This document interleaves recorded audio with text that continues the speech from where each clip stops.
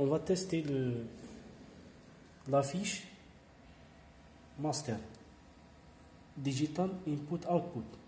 Le control panel comporte deux fiches. Master Digital Input Output et le Slave Input Output. Dans notre cas, on va essayer de tester la fiche qui génère des sorties à partir de Digital Output Input, c'est-à-dire on va travailler avec la fiche master. Donc on va tester simplement avec trois signaux. Signal carré, c'est un signal carré pour la phase 1, deuxième signal et le troisième.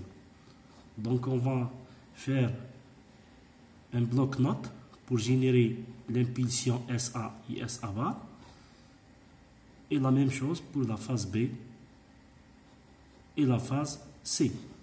À chaque sortie des interrupteurs SA, SA bar, SB et SB bar, SC et SB bar, on va mettre à partir de real time, c'est-à-dire la bibliothèque de la carte DSpace sur Simulink, un bloc qui convertit le signal numérique en un signal analogique, c'est-à-dire on utilise le bloc master bit output. Donc pour chaque impulsion ou état de commutation des trois bras de l'onduleur, on le met un bloc master bit output.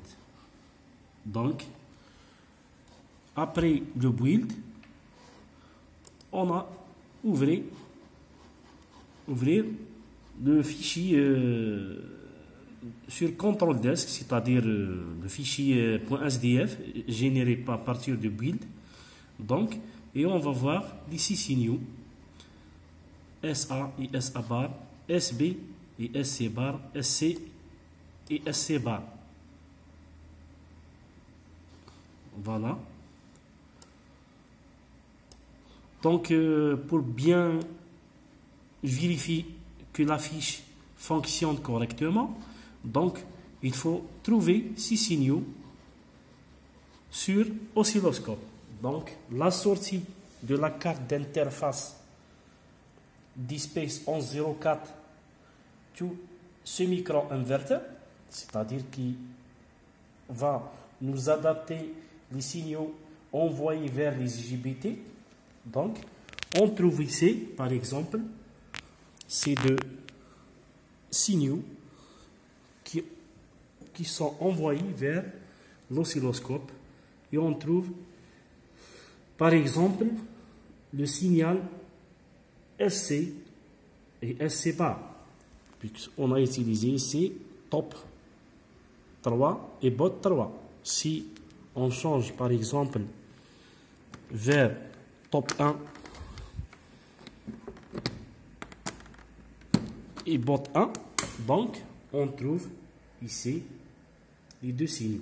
Donc la fiche, c'est une petite vérification afin de vérifier que la fiche soudée, puisqu'on a fait le câblage de cette fiche master à partir du catalogue de la carte DSpace, donc elle fonctionne correctement. Pour la phase qui suit, on va tester correctement cette fiche à partir d'un bloc PWM.